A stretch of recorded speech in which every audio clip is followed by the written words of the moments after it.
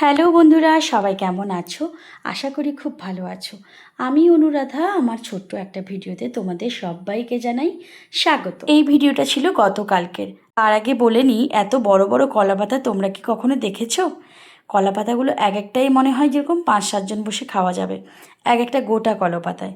তো যাই হোক, এই কলাপাতা কাটার কারণ ছিল গতকাল আমাদের ক্লাবের খুঁটি পুজো ছিল। আমাদের কয়েকদিন আগের একটা ভিডিওতে বলেছিলাম আমরাও ওই ক্লাবের সঙ্গে যুক্ত আছি, তাই আমরাও গেছিলাম খুঁটি পুজোর কাছে। আমাদের যাদের বাড়ি কাছে তারাই বেশিরভাগ এসেছিল।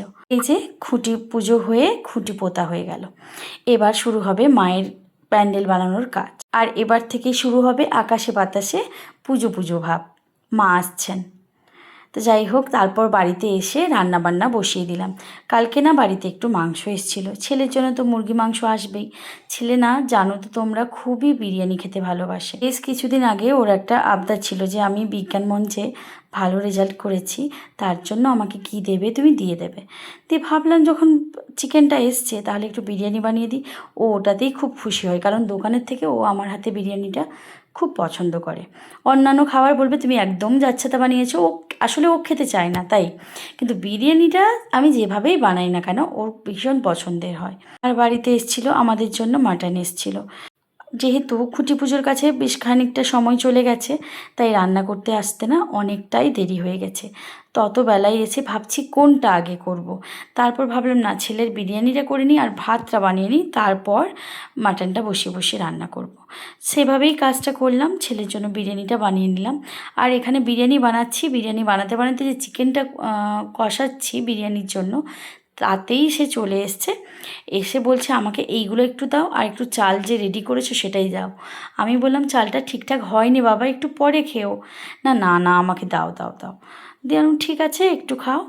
তো ওটা খেয়েই ও খুশি, মানে ওর এতটাই প্রিয় এটা। বলছে এই চালের ভাত একটু চিকেন হলে আমার আর কিছু লাগে না। ওর মুখের ওই খুশিটাই আমি দেখতে চেয়েছিলাম আসলে, সত্যি কথা বলতে। ও তো আগের থেকে জেনেছিল না যে বিরিয়ানি হবে, তাই ওর আচমকা এই খুশিটা আমি দেখতে চেয়েছিলাম। তো যাই হোক, সব মায়েরাই এটা চান, শুধু আমি নই। বাচ্চারা খুশি হলে না মাদের ভীষণ ভালো লাগে। অনেক কষ্ট হলেও কাজটা করে দিতে ইচ্ছে হয়। আর গতকাল সত্যি সত্যি আমার চাপ ছিল, বিকেলে ক্লাস ছিল, তার আগে আমাকে রান্নাবান্না কমপ্লিট করতে হবে। মানে এতটাই দেরি হয়ে গেছে, আমি খেতে বসছি গার্ডিয়ানরা অলরেডি চলে এসেছেন। কারণ রান্নাঘরে ঢুকেছি প্রায় 1টার দিকে। আর মাটন রান্না করতে একটু সময় লাগে।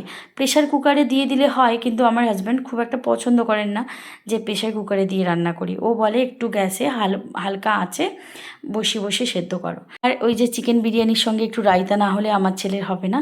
এই যে দেখছো ব্ল্যাকগুলো, ওগুলো হচ্ছে কি বলবো, লাল চিনি। লাল চিনি একটু দিয়েছি। ওই ও একটু টক রায়তাটা পছন্দ করে না, একটু মিষ্টি মিষ্টি রায়তা পছন্দ করে।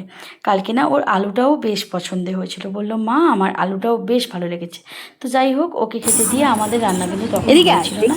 তারপর খাওয়া দাওয়া করে চলে এলাম। কি এটা কি পড়েছিস কি? এদিকে আয়। এটা কি? এটা কি? কার কার এটা কান? এটা কার কান? কি এটা কি বল? কি খরগোশের? খরগোশের কান নাকি? অনেক সুন্দর।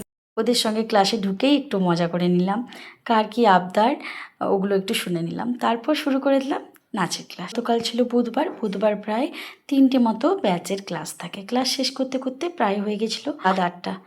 যাই হোক, আজকে আসি যেন আমার জীবনের আবার নতুন কোনো গল্প নিয়ে। তোমাদের সঙ্গে দেখা হচ্ছে খুব তাড়াতাড়ি। সবাই ভালো থেকো, সুস্থ থেকো, টাটা।